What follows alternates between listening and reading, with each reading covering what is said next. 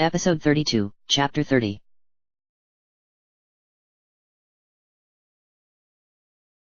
Chapter 30. Food sizzled in the cookpot as Link sat by it, poking at the mixture with a critical eye. Something was missing. He could tell just by looking at it. The consistency seemed right, but something about the coloring bothered him. What was it? Rabbit meat, rice, some carrots, and herbs. Tapping his chin thoughtfully, Link turned and rummaged through the saddlebag that he had pulled off of Spirit's saddle. This was rapidly becoming his cooking pack, as he kept most of his ingredients and foodstuffs in this one. He even started strapping the cookpot to it during travel, might as well keep it all together. He pulled out a small glass jar full of a red substance slightly coarser than powder. Goron spices. He unscrewed the lid and tapped some of the spice into the stew, stirring it in. Still not satisfied, he continued to tap and stir until, finally, the color seemed right.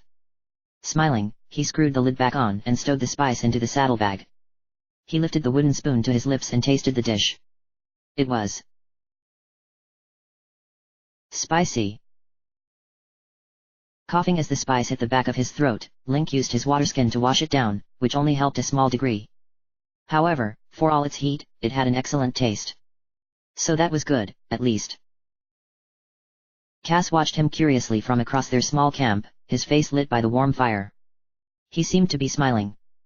You know, he said, finally. I never imagined that you would be such an accomplished cook. That wasn't a quality ever spoken of in the songs and stories that my teacher told me. Link glanced up at Cass and shrugged, smiling. I feel like it's one of those things just beginning to come back. He looked down at the dish. I don't even know what this is. Can't remember its name. Cass laughed and Link's smile widened. It felt good to sit here in the warmth of the fire. They left Central Hyrule the day prior. After the Guardian chase, Link had activated the Sheikah Shrine, traveling into its depths and completing its trials. He was growing more adept at seeing the solutions that the Sheikah intended for him to take, as well as some alternate methods to skip portions of the shrine puzzles. Or perhaps they had intended on him finding such shortcuts, having positioned things just right to allow him to make use of them. He had no idea what the designers intended. After the shrine, they continued west, crossing the bridge into North Hyrule without being accosted by any more guardians or monsters. No Yiga ambush awaited them on the bridge, or that evening, as they sat and lay quietly under a large overhang of rock. As the next day dawned, both of their spirits lifted considerably, and they continued on their journey. Still making their way west, they passed through a deep canyon. The rock formations formed overhangs overhead that looked like sharp teeth, giving Link the impression that they were in the maw of some great beast. They encountered a group of monsters along the way, but the creatures did not prove to be a challenge for Link to cut down. After that, the only other living things they spotted in the canyon were the occasional keys that slept in caves or crevices. The road had forked at one point, with one branch traveling straight north and the other southwest. It had piqued Link's interest as he looked down the north road. He knew that he had traveled on it before, yet he found that his memory refused to give up its secrets as to what the road held. Cass had offered to let them take the detour, but he decided otherwise. He could spend his whole life chasing down hidden memories, or he could continue on his mission. They had finally made camp a short time after exiting the canyon. It wasn't that late yet, but Spirit was beginning to show signs of weariness. The long trek across the field had taken its toll on them all, and they were still barely halfway to their final destination. Better to get rest while they could.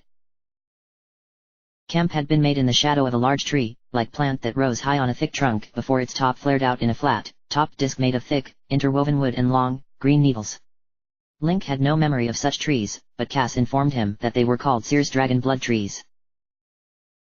So why are they called dragon blood trees? Link asked after doling out a bowl of the stew to Cass and settling down on the ground to eat his own. He looked up, gazing at the canopy overhead. The sun had begun to set and, with it, the air was cooling noticeably. The climate here was cooler than it had been in the central region, despite the warmth of the late spring. He was thankful that they had decided it was safe to build a fire tonight. That is actually a tale that I would prefer not to tell you just yet, Cass said, smiling at Link. At Link's curious expression, he continued. You'll know soon enough. Link raised one of his eyebrows, now more curious than ever.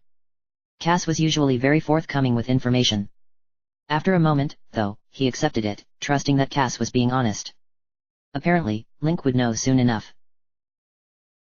He lifted his first spoonful of the food to his lips, tasting it. His tongue burned with its spice, but it was deliciously savory at the same time, the rice having soaked up much of the meat and vegetables' flavors. I'm not sure if I've ever seen you looking so content, Cass observed after a few moments of silence. He had begun eating his own food and hadn't commented on its heat. The statement caught Link off guard, and he looked up from his dish, which he had already almost finished.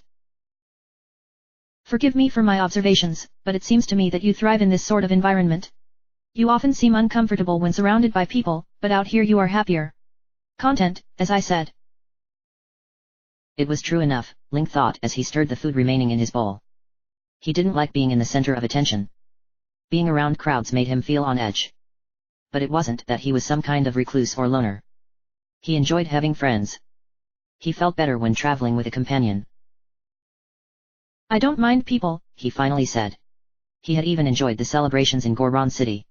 They had lauded him as much as the Zora and the Sheikah had, yet he hadn't felt nearly as uncomfortable around them as he did around the others. Their attitude towards him had been different.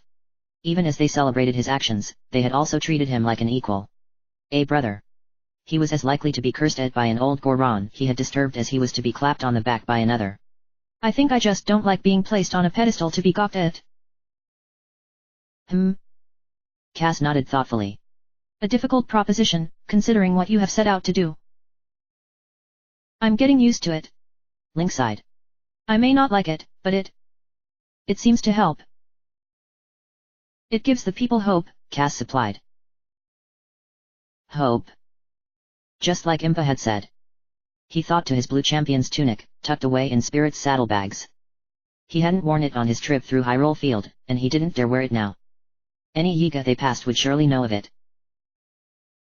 My friend, I know that you do not wish to be held in such high regard, and I apologize for my own role in denying that wish to you. But you must understand that your presence here signals a shift in our world. Not just the Zora and Gorons, whom you've saved from terrible fates, but even those we met at the wetlands stable. Link frowned. The day before traveling into Hyrule Field, they had met at the stable, remaining there for the night.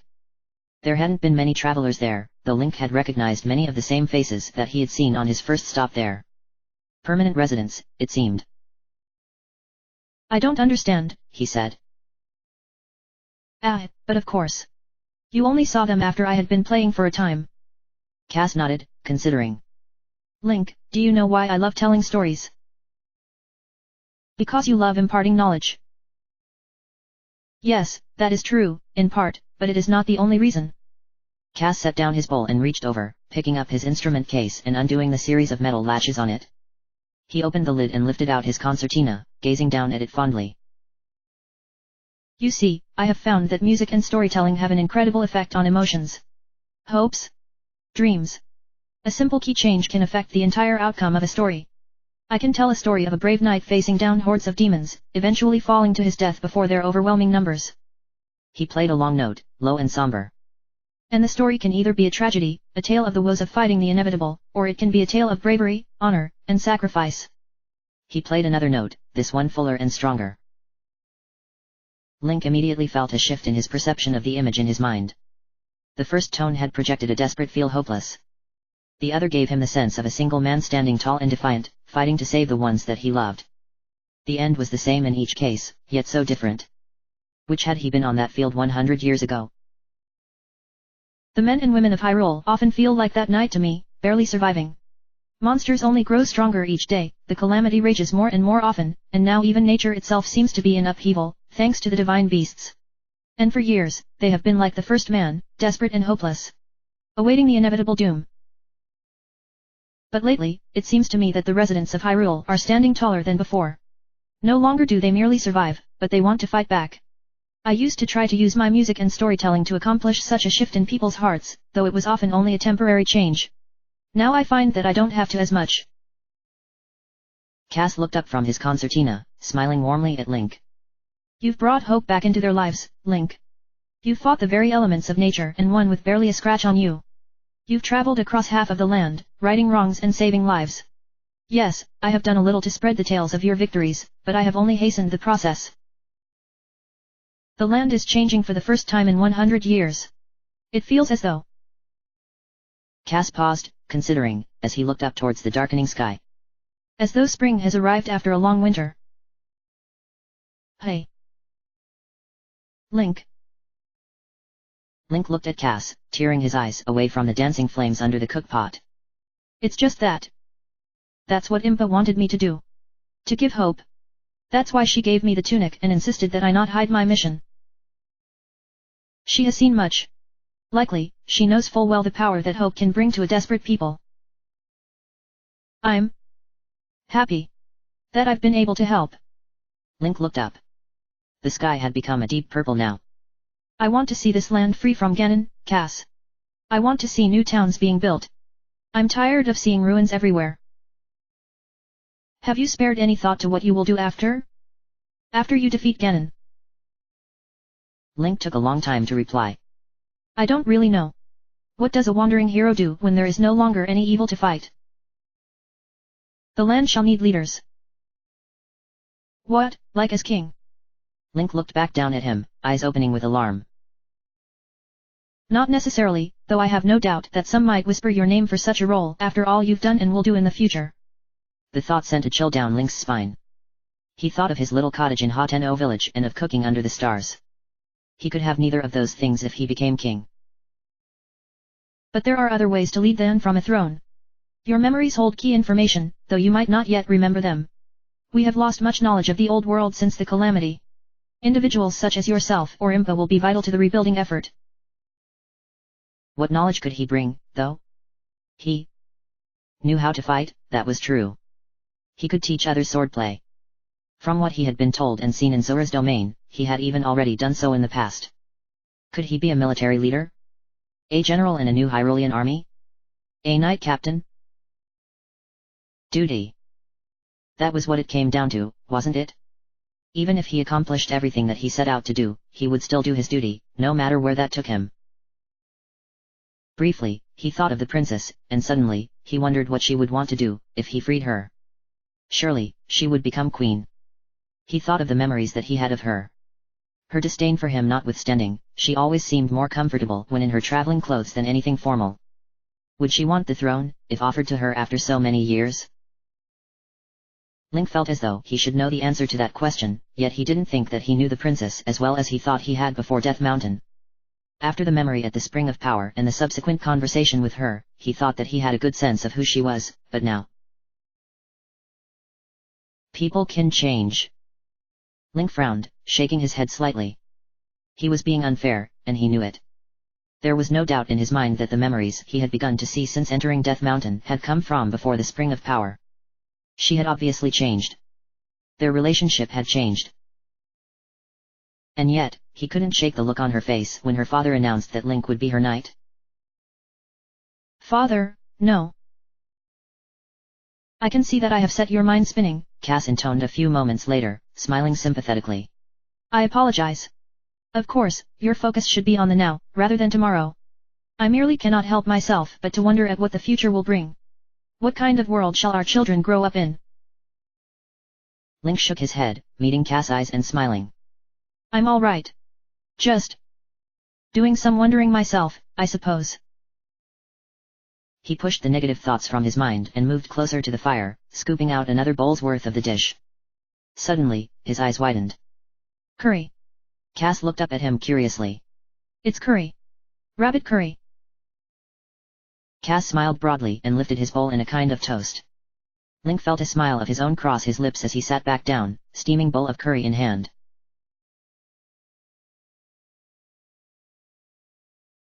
The next day's travels passed by pleasantly. They passed by a location labeled as Hyrule Ridge on the Sheikah slate. In the distance to the north, Link saw many more of the dragon blood trees, some growing dozens of feet tall. Black clouds had gathered over a large patch of them, sending rain and lightning down among the trees, and the storm did not appear to be in any hurry to move on. Thunder Plateau, Cass informed him as they walked along the road. There is a perpetual thunderstorm over it that has been there for as long as anyone can remember. I even know several stories of intrepid adventurers who have braved the storm while looking for treasure. It made Link think of Divine Beast Varuda and its strange control over the weather.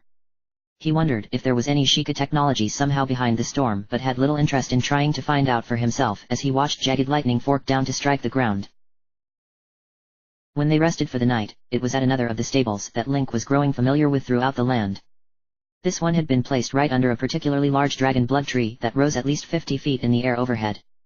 Like the other stables that Link had encountered, this one seemed to have a small group of people that lived and worked in this area permanently. He wasn't quite sure how they remained viable, with how few travelers he saw on the roads, but Cass assured him that they got enough business on this side of Hyrule Field. Link hadn't been sure about staying at the stable, considering his concerns over the Yiga threat, but he hadn't seen a way around it. Even if they moved on, whatever Yiga were at the stable would simply follow them and attack in the night. Perhaps this way, the presence of others would at least give them pause before attacking. Still, though, Link paid for a private room, which he shared with Cass. The door could not lock, so he and Cass slept in shifts, as they had been doing throughout their journey together. Nothing happened in the night, however, and the next morning Cass roused Link early, informing him that he wished to show him something. What is it? Link asked as he tightened his belt before sitting on his bunk to slide his feet into his boots. You will see. Trust me, you will not want to miss it. Cass beamed at him before exiting the room. Link looked longingly to his bed. He had been having a good dream, though he couldn't quite remember what it had been anymore. Knowing that he wouldn't be able to get back to sleep now that he was up, though, he stood and walked out into the stable's common room. It took him a moment to find Cass, who stood by one of the curtained entrances. Link stepped towards him, passing by a man sitting cross-legged on the floor, a small table set out before him. He appeared to be a merchant of sorts, as he had an assortment of items on the table, each meticulously placed and organized. There was a massive backpack sitting on the floor beside him. When he saw Link looking at the table, the man grinned broadly at him. Hello there. Link smiled politely at the man but kept moving, walking out under the curtain that Cass held open for him. Once outside, they walked past a paddock containing a small herd of goats and approached a long bridge that crossed the canyon that separated this region from the Tabantha region. Link had caught sight of the bridge the night before when they arrived, but he hadn't noticed the large wind pumps that caught the wind and spun to face it. They stood tall on poles dozens of feet tall, their blades just barely emerging from the lip of the canyon. There were several of them spread throughout the canyon. A lazy breeze blew through the canyon, ruffling Link's hair and causing some of the fans to turn and face the breeze, their blades spinning. They reached the bridge, and Cass held out a feathered hand to signal for Link to stop. Link did so and frowned at Cass, looking around. What were they here to see?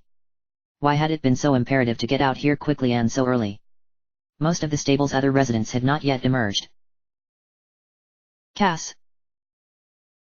The tall Rito shook his head, glancing down at Link.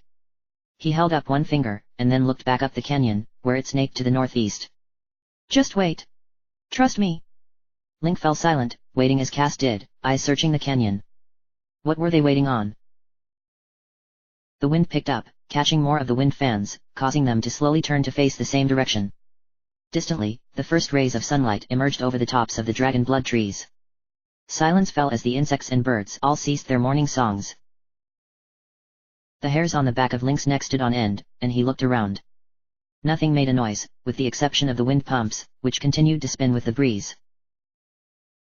Suddenly, the breeze became a gale that howled down the canyon. All of the remaining fans spun, snapping into place, their blades spinning rapidly. Wind chimes attached to the stable's gutters began to tinkle with a soft, soothing sound. A red glow appeared from just around a bend in the canyon. Link took a step closer to the canyon's edge, frowning and gazing in the direction of the glow. What? Cass placed a hand on his shoulder, stopping him. Not too close. Something long and sinuous appeared from around the bend, its body undulating as it floated on the wind. It swam through the air like an eel swam through water. It had a long, scaly snout topped with two serpentine horns and a white mane of fur behind the horns. Its body was long and lithe with several pairs of short legs, spines along its back, and a long tail ending with even more of the spines positioned dangerously around it. Link gasped, eyes widening as he looked at the impossibly large creature that seemed to fill the entire canyon with its presence. Dragon! He whispered, voice not audible over the gusting wind and tinkling of the wind chimes. The dragon flowed down the canyon, approaching the bridge, never changing its slow, purposeful pace. It flew with supernatural grace, its body rising and falling rhythmically. As it got closer, Link could see that its horns and spines all glowed with a fiery orange light, and that it released small puffs of fire from its snout as it exhaled. The air grew noticeably warmer as the dragon approached. What is it? Link asked, breathless. The dragon reached the bridge and flew under it, continuing on its way down the canyon. Dinral, Cass said, watching the dragon pass with a warm smile. There are 3 dragons that inhabit this land. Dinral, Nadra, and Farosh. Cass inclined his head towards the red dragon. She inhabits the region near Death Mountain and Akala and travels through this canyon each morning. The other dragons, who inhabit Mount Lanero and the Farron Marshlands respectively, each follow similar patterns, though they tend to be less predictable. Din, Link said, watching as the dragon's tail passed under the bridge and out the other side. Nero. Faro Ray. Cass looked at him with some surprise. Yes, that is right. I'm surprised you knew that. Most Hyruleans appear to have forgotten the creation legend. I only know of it because of some of the ancient texts left me by my teacher after he passed. He could see in his mind's eye large stone dragon's maw in the center of a thick jungle. Old. Ancient. Covered in moss. Its teeth worn down to smooth, round nubs from the years. The inside was shadowy, but he could just make out the upper half of the statue of the Hylia within. The Spring of Courage. Princess Zelda was within, though he could not see her from his vantage, outside of the dragon's maw and at the bottom of a series of steps. Din. Nero. Faro Ray. Each of the 3 springs is aligned with one of the 3 ancient goddesses. Princess Zelda's voice blossomed in Link's mind. That is what she had told him before entering the spring. I will pray at each of them in hopes of unlocking my powers. She had been unsuccessful there, just as she had been at the Spring of Power. That just left. Cass, do you know where the Spring of Wisdom is? The songs speak of the 3 goddess springs. Courage, wisdom, and power. The Spring of Wisdom is said to be to the northeast, but I do not know its exact location. I would likely place it within the Lanera region. Perhaps on the mountain. Link nodded slowly, trying to focus his mind on the final spring. It held significance to him, but his memories of the place refused to surface. Had they never made it to the spring? Was that, perhaps, why he could remember nothing of it? Perhaps Ganon had returned prior to their trip to that final location. Perhaps that was why Princess Zelda's powers had not awakened until it was too late. Link. Have you seen another memory? Link shook his head, but then hesitated. Something like that. I'm still sorting through it. He met Cass' eyes. The dragon had rounded another bend in the canyon, disappearing from his view. I'll tell you about it once we get on the road. Cass nodded, and they turned back to the stable to gather their things. Within the hour, they had packed up their gear and set out again with Link on Spirit's back and Cass flying overhead to ensure the path ahead was safe.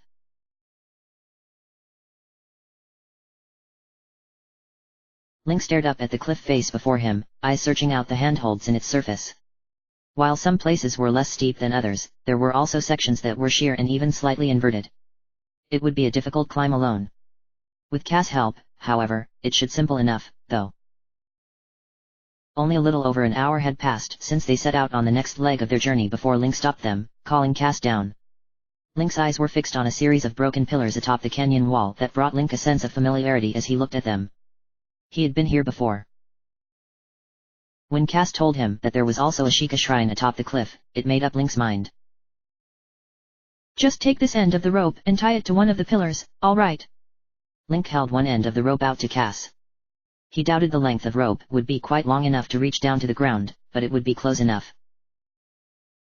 Cass took the rope, looping it over his chest, and then glanced around. After a moment's consideration, he began to run back the way they had come, spreading his wings and taking flight. He flew in a long arc, slowly gaining altitude until reaching the right height, landing on the ridge overhead. A minute later, the rope was flung down the side of the cliff. As Link expected, it did not quite reach down far enough for him to grasp from the ground. He approached the cliff face and rubbed his hands together, considering the wall before him. Finally, taking a breath, he began to climb. His fingers found the narrow ledges and crevices necessary, and he made quick work, climbing the 20 feet necessary to reach the dangling rope. Once he had grasped it, the rest of the climb was much easier. When he crested the top, Link stood up straighter and looked around, taking in the sight. The ground leveled out here, though he could see that the ground sloped down the further west it went. On the side opposite of where Link climbed, it ended with a severe drop-off into the Tanagar Canyon, where the dragon had flown through earlier. Atop it was a series of large, round columns and arches, most of which remained standing, despite their great age. Other structures dotted the ground, the remains of whatever old buildings once stood atop this plateau. All of the columns and buildings seemed to be pointing to and housing an ancient Sheikah shrine that shone with orange lights on its eastern end, near where Link stood. It had once been enshrined in square of columns, but many of these had since collapsed or been worn down by the elements. Link stepped towards the shrine and looked down in surprise as his foot found the remains of a stone floor. The floor was made up of stone tiles with elaborate designs carved into their surfaces. He looked back up at the shrine, approaching it. When he reached it and stepped up onto its base, he turned and looked around, eyes gazing over his surroundings. "I've been up here before," he said, frowning. It seemed painfully familiar to him, yet no memory was forthcoming. What had happened here? Cass opened his mouth, but Link shook his head, concentrating. What is it about this place? He turned and looked up at the Sheikah symbols on the shrine, finding them off somehow. They weren't glowing the last time I was here, were they? That was it. The shrine had been inert, and Princess Zelda had. What? What was she doing? He grimaced, trying again to remember to recall what he was missing. But nothing surfaced. His memories remained as opaque as ever. After several minutes of silence, Link finally shook his head. Nothing. He looked at Cass. I'm going to complete the shrine. Maybe I'll teleport back here later and figure it out. Link turned, unclipping the Sheikah slate from his belt and approached the round pedestal, glowing with the orange Sheikah eye. He held the device out to it but stopped before touching the smooth glassy surface. She was here. Kneeling right here. Trying to activate it. She was angry. Link gasped as memory flooded in.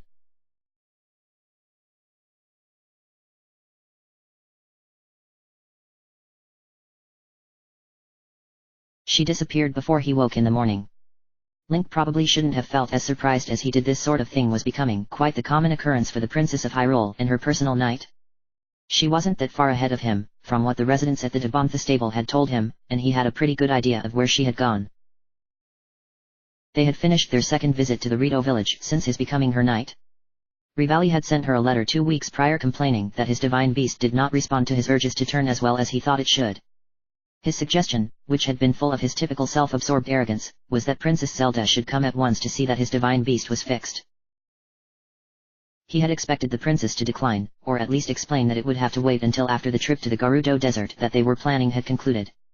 After all, she had been speaking of this trip for the last several weeks, so his assumption was that she wouldn't want to risk postponing that. What he hadn't counted on, however, was her desperation to get out of the castle even earlier than planned. I expect that you still have many preparations to conclude with, Sir Link, so I shall not require that you come with me on this trip, she had told him one evening. I shall allow you to finish your preparations and will, instead, travel with Pura and Robbie to Rito village. We shall be quite safe. She had barely given him time to reply, instead smiling curtly and turning, her blonde hair flaring out behind her as she walked purposefully away. The next morning, when he saw her expression when she found Link waiting beside her white stallion with his brown mare, made the sleepless night full of last-minute preparations nearly worth it. Now, rather than going to Gerudo Desert in 2 weeks, they would, instead travel to Rito village first, attend to Rivali's inability to solve his own problems, and then go straight south to the desert from there. Link was quite proud of his ability to make the plan come together, actually. Of course, he suspected that had been Princess Zelda's plan all along, but he said none of that to her. He had long since realized that the best thing he could do in her presence was remain silent. The trip to Rito village had gone well enough. Pura and Robbie hadn't actually traveled with them all the way there. They were, instead, on the way to the ancient tech lab. Link didn't ask the princess about that, either. Once there, Link had allowed the princess and Rivali to go about their business without his interference. Rivali still wouldn't help him get up to the flying machine, and together, he and Princess Zelda set off for Gerudo Desert ahead of schedule. On the way back through the wide canyon before the Dabontha Bridge, she commented to herself about the ancient columns in the Rain Highlands, looking up at the old ruins from atop her horse. He had offered that they could ride up to look at them, but she had refused. That likely should have been Link's first clue that she would disappear on him. Link pushed his horse harder than he would normally have liked as he rounded the cliffs to where the land sloped up onto the highlands and eventually, the plateau where the ancient columns rested. While the roads were still mostly safe, this was a considerable distance off the beaten path, which did worry him. If the princess had gone and gotten herself into trouble. But no. As he climbed the hill and came within view of the pillars, he saw her horse standing placidly, grazing. He breathed a sigh of relief and slowed Epona's approach. As he neared, he began to hear her quiet mumblings as she spoke to herself. She came into view. Princess Zelda knelt beside one of the old Sheikah shrines, this one standing as inactive as all of the others that he had seen around the land. She leaned close, having opened a small panel in the round pedestal by what she claimed was the entrance, and fiddled with something inside of it. There must be a way to get this to open. It is just like the Shrine of Resurrection, so why won't these work as that did? She closed the panel and stood up. After a moment, she hesitantly reached out with her Sheikah slate, placing it against the pedestal. Nothing happened. Her shoulders slumped, and she shook her head, sighing. It must be designed to wait for something. A signal of sorts, perhaps. She looked down at the device in her hands. But designs can always be worked around. I should be able to figure this out. The princess hesitated. At least, I hope. Epona snorted loudly as Link brought his mount to a stop, and Princess Zelda's shoulders stiffened. He dismounted and, when he saw her again, she faced him, cheeks growing red. He saw irritation in her eyes. Ah. I see that you caught up. She said, coolly. She gripped her Sheikah slate before her like a shield. I do believe that I made it clear that I am not in need of an escort every single place that I go. You were not required to follow me here. I would have preferred that you remain behind at the stable to prepare our supplies for the next leg of our journey. Link remained silent, not daring to speak now. Her eyes were dangerous all of a sudden, and her cheeks grew even more flushed. She stared at him, though, waiting for several seconds before blowing out an irritated breath, placing her hands on her hips, and looking away. It seems that I'm the only one here with a mind of my own. That stung, though Link tried to keep his face free of emotions. It would blow over. It always did. I, the person in question, am fine. She looked back at him, lips pursed. Regardless of the king's orders. This wasn't good. She was only growing angrier and, if Link was honest with himself, he was too. He felt his cheeks beginning to flush, but he still kept his mouth clamped shut. Let it go. It's just her temper. She's frustrated. Her experiments didn't work. He didn't understand why she was prone to snapping at him like this. He tried to be polite and honorable, as a knight should be. He tried to respect her space and privacy, as long as he was still close enough to protect her, should the need arise. He avoided interrupting her studies and experiments with questions, even when he was dying to ask one. She didn't seem to like having him around, so he tried to be as nondescript as possible. Silent as a stone. Link understood better now than before her plight, and he did not fault her for wishing to do things like getting away from the castle. He knew the pressure that she was under and thought that he could relate. She had not yet awoken her sealing powers, regardless of the hours of prayer each day. But what could he do? Knowing that he, the chosen hero, was as incapable as she was would only worry her even further, he was sure. The princess paused again, taking a deep breath. When she opened her eyes again, she met Link's. Return to the castle. What? She walked forward, chin held high as she brushed past him. And tell my father that I do not need a babysitter, please. Link closed his eyes, exhaling slowly, and then opened them again. He began after her, walking back in the direction of the horses. After a few steps, she stopped, and he saw her clench her hands into fists. She took a breath and turned back to him, her cheeks flushed deeply now. Stop following me!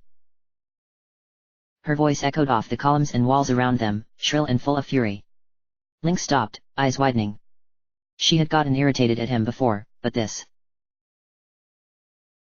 He opened his mouth, licking his lips. I can't. I gave you an order, knight. Her voice was full of venom now. The fact that he had responded only seemed to have angered her further. Princess, I am your chosen. Chosen? Chosen. She laughed bitterly, taking a step towards him. I did not choose you. Not as my knight, nor as a champion. She advanced closer, and he felt heat rising up the back of his neck. No, the sword did, as did my father. But not me. The princess stopped only a foot from Link, looking up into his eyes with a look that he could only assume was hatred. She reached out, poking him in the chest. I never asked for you to accompany me. I never asked for you to protect me. She paused, looking at her finger, which pressed against his blue champion's tunic. She pulled it away, dropping her hand back to her side, and turned away. I don't want you to be my knight. She began to walk away again, her steps less determined now. Her shoulders slumped, her fury spent. Link said nothing, for what could he say?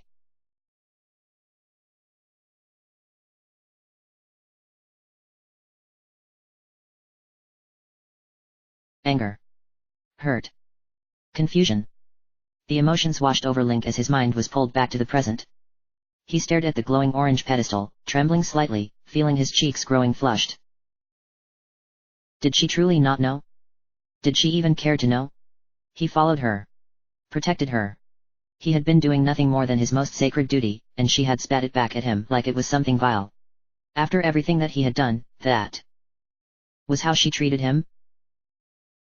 After defeating 2 divine beasts, after being hurt in a dozen different ways, after dying for her, that was what he received from her? No. No, that's not right. That was before. In the past. Before all of this. It was all too much for Link to process. He stepped back from the pedestal, clipping the Sheikah slate back on his belt. His thoughts warred with themselves, both furious and confused. In that moment, he thought that he hated her. Maybe it would be better if he did just abandon her. Go back to her father and... No. He shook himself, trying to focus. That's not now. It's not, that was over 100 years ago. Link. She hates me. No. She hated me. Does she still now? No. Does she? Link, are you all right? He could see her face, red with anger and spite. He could hear her venomous tone as she spat her insults. He could feel the embarrassment and anger washing over him. He could feel the desire to snap back, to tell her just how unpleasant his life had been since being forced into service. He could. He would.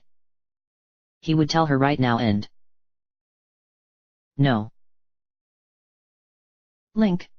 He felt 2 large hands clasp both of his shoulders and shake him. The image of her shattered, replaced by the view of Cass, his expression deeply troubled. Link, what is it? What did you see? You look... Cass hesitated, and Link thought that he could understand why. His fists were clenched so tightly that his nails felt as though they might pierce his skin. His jaw was tightly set, and he felt far too hot in his tunic. Link forced himself to relax and push the memory aside. It was the past. It wasn't now. Gradually, he felt his emotions come back under his control. He took a deep breath, exhaling it slowly before speaking again. His teeth ached from the pressure he had exerted on them. I'm okay. I might be going mad. It was growing more difficult to separate his memories from the current reality. The emotions he felt in them were all too real. He had felt it before, with Daruk and Mipha, but it seemed to him that they were only getting stronger. I need a moment. He pulled away from Cass, shaking his head, and unfolded his paraglider. Before Cass could object, Link walked to the edge and leaped off, gliding down into the canyon below, to where Spirit waited. End of chapter.